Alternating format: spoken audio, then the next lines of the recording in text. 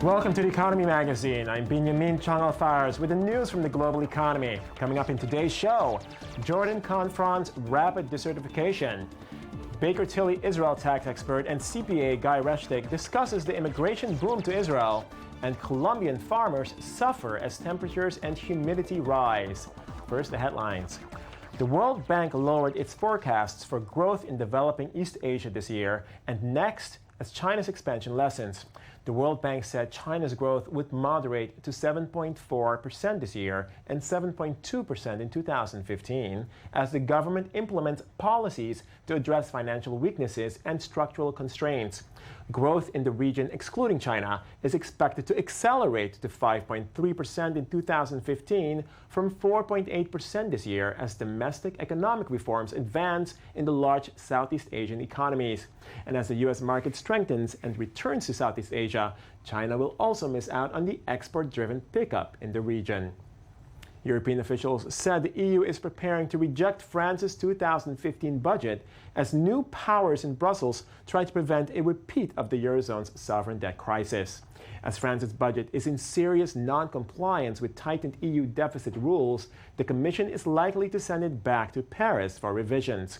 France's planned budget deficit of 4.3% of gross domestic product next year is well above the 3% deficit it had previously pledged.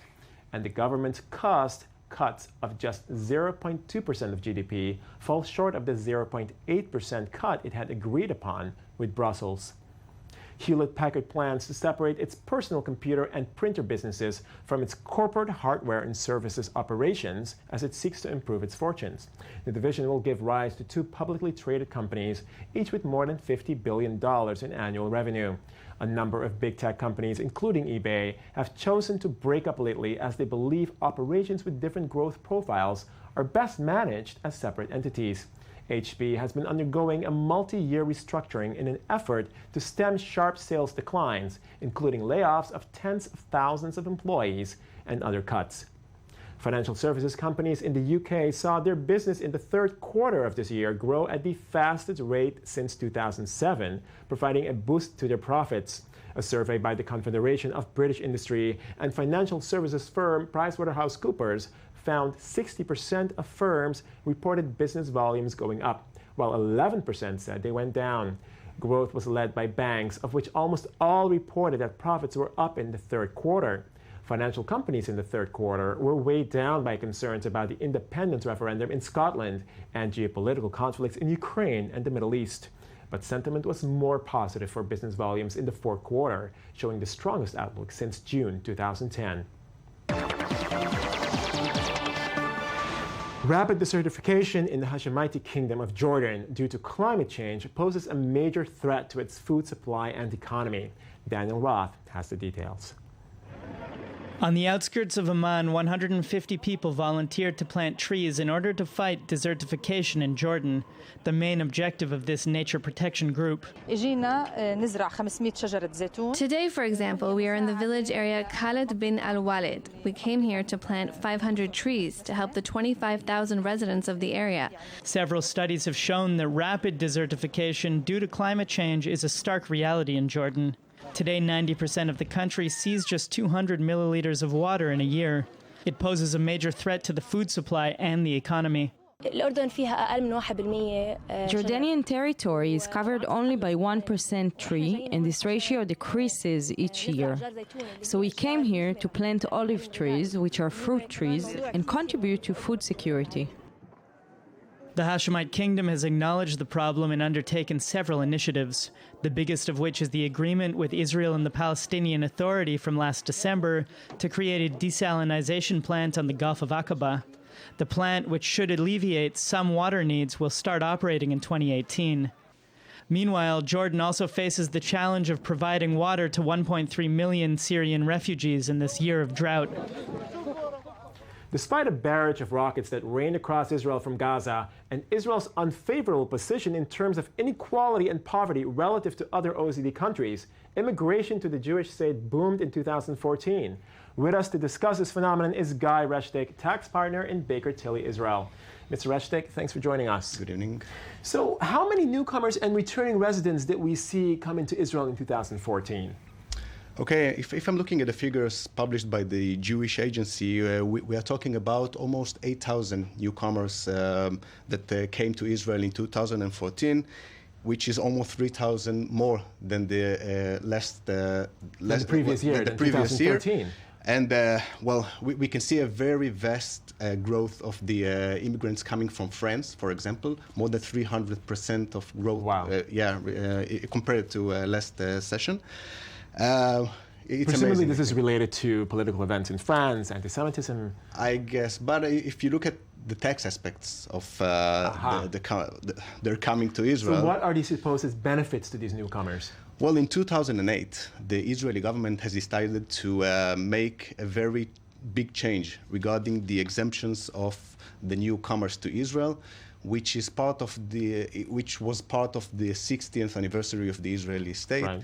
The very big advantage is that these newcomers are entitled for a 10 years holiday from paying taxes in Israel regarding the worldwide income that was derived outside of Israel. Okay. We are talking about business income, salaries, selling of shares or other assets outside of Israel, which is a very big advantage. Absolutely. And the second and not less important thing is that they are entitled for an exemption from reporting. So the government doesn't know, and it's legal not to report regarding the worldwide income. For 10 years? For 10 years. For 10 years? But it's really important to say it here. This can be changed because the OECD is making a very big press on the Israeli government of canceling this exemption from reporting. So if you are thinking about making Aliyah, this is the time. Aliyah, of course, being immigration to Israel. That's the Aliyah, the Hebrew word for immigration that. to Israel. Yeah. That's interesting. So for 10 years, I mean, of course, this is happening at the same time that that there's an increased focus on tax exemption or tax, not tax exemption, but people basically trying to put their money in different places around the world. There's more of a crackdown on that, isn't there? This is part of the, the criticism of the OECD regarding Israel, because Israel granting like a safe place for the new immigrants, hiding the worldwide income and worldwide assets in terms of not reporting on the 10 years for their income. Well, as I said, this is the time for the Jewish people outside of Israel that considering making the Aliyah, making the coming to Israel as new immigration, to perform this act. It's nonetheless a little baffling considering that, as we saw from recent data from the OECD, Israel still features at the bottom of the OECD countries when it comes to inequality, income inequality, and when it comes to poverty. I mean, people are actually leaving France, which, despite its economy, it offers them a very luxurious or certainly a very comfortable lifestyle. Why would they want to come to Israel? It's really, this tax exemption really is that convincing? Is there anything else? It is. Let's take a state like France. Okay, France taxes its residents on their basis of residency. So if you live in Paris or Lyon or on another place, or even in Canada, you should report on your worldwide income. Coming to Israel can grant you a very, very big advantage because you will not pay any taxes, not in France or Canada because you're not living there anymore, and not in Israel because of this specific exemption. It's a huge advantage. I mean, you can consider. Right. Well, thank you very much, Mr. Guy Reshtick from Baker Tilly, Israel. Thank you very much for joining us and giving us more understanding of the pool, so to speak, for people to want to come here. Thank you very much. Thank you very much. Farming used to be a blissfully low-tech business on Colombia's northern plains, where the lush tropical climate allowed rice farmers to harvest 2 or 3 times a year. But recent increases in temperature and humidity have led to a drop in rice yields. More in this report. Once upon a time on Colombia's northern plains, a lush tropical climate guaranteed rice farmers bountiful harvests. But climate change has sowed chaos. In less than a decade, the minimum temperature has gone up 3 degrees Celsius, humidity has soared, and rains have swung between deluge and drought. El tiempo ha cambiado mucho. The climate has changed a lot. There have been many variations in different areas. The rains are virtually unnatural. In some places, it rains a lot, and in others, very little. In 5 years, rice yields have fallen from 6 tons per hectare to 5. It's a tragedy for a country where growing rice is the main economic activity for more than 200 towns and villages. But from soil studies to weather forecasts, tropical farming experts have begun analysing local data on an unprecedented scale, and they've come up with a list of specific recommendations for farmers. The farmer can be reluctant to change his traditional way of doing things, especially when it's coming from someone in the city. But the fact is that today in Colombia, because of climate change and this new climatic variability, they've lost their references and they're in distress. One key recommendation is to cut down from 2 or 3 harvests a year to just 1. The experts also recommend to avoid planting during the first half of the year, when high temperatures allow a bacteria to fester. If the farmers and rice producers don't follow these recommendations, they simply won't harvest rice. They'll only get 5% of the production they would have if they would have sown at the right time. For Colombian farmers, the slide in harvest comes at a delicate time. A free trade agreement with the US will allow cheap North American rice to flood the market when tariffs are removed in 5 years' time. Improving production has become a battle not just against climate, but also against the clock. And now for a look at the variety of reports that we got for you from all of the world of the media in Media Watch. Daniel Roth, thanks for joining us for Media Watch. How's it going? Good. I understand that the first report is from Mike.com. Mike.com, they take us back to the age-old battle. Since 2007, this fight has been happening between Kindle e-readers and classic books, paper books. And of course, most of the time the fight is about, nostalgia, liking the feel of paper. And actually there's something scientific to this. Apparently, it's better to read on paper than on e-readers. Really? Your reading comprehension goes down significantly, according to a recent study, which is bad news for the e-reading industry.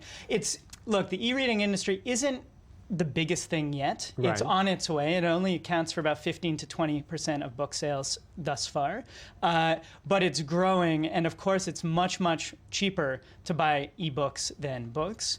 But when you have an ebook, you can't give it to your children, or you can't bequeath it, so to speak. It's not like a regular book, right? The entire nature of ownership on one hand is different. You don't actually own the book, really. You're renting it digitally until you should pass on, and then you can't pass it on. With a physical book, you buy it, it's yours. It's there. And they actually say that the tactile and haptic experience of touching the paper, of flipping the pages, is part of the comprehension process of understanding what you're reading and really taking it in. So it's one point at least for the fans of classic book reading, and could spell some disaster. Maybe if this kind of science becomes a little more popular for ebooks, if people really want to fight for their for their I would think that books. Obviously one of the great things about ebooks is that if you're really a bookworm and you want to go on a big trip, a road trip or whatever it may be, rather than taking these 10 books in the bag, just have your Kindle, right? Right. It is much more convenient. That's what we can say about most of the digital world. That's you have your world in your pocket. But there is apparently something to the reverse of that, to just kind of having a thing. Okay. Enough about these books. What else do we have here? So the next one is from Rick's Picks. This is a story about how theaters can fight back against Netflix. Now, Adam Sandler just signed a 4-picture deal with Netflix. And Netflix is really doing a good experimental process with people like Adam Sandler, with shows that kind of hug the line between television and film. As Adam Sandler probably should be, because he's not in like really theater worthy films, but he is a funny guy and he's worth watching a lot of the time, maybe depending on who you are. I grew up loving Happy Gilmore and Billy Madison. I saw your face as I said that. I know. But different stories for different folks. But Rick's Picks, he's telling theater owners, you need to get with it. There is something that theaters have these $65,000 digital projectors, right, and they can project big screen, big name pictures like Gravity that is just not, it's not really worth even watching Gravity on your computer. So that's one area. Another 100%. area is hosting film festivals. It's a completely different experience. I don't even understand. I mean, like how, I remember we did a report on drive-in movies and how they're on the decline as well. Right. I mean, that in itself also is an entirely different experience.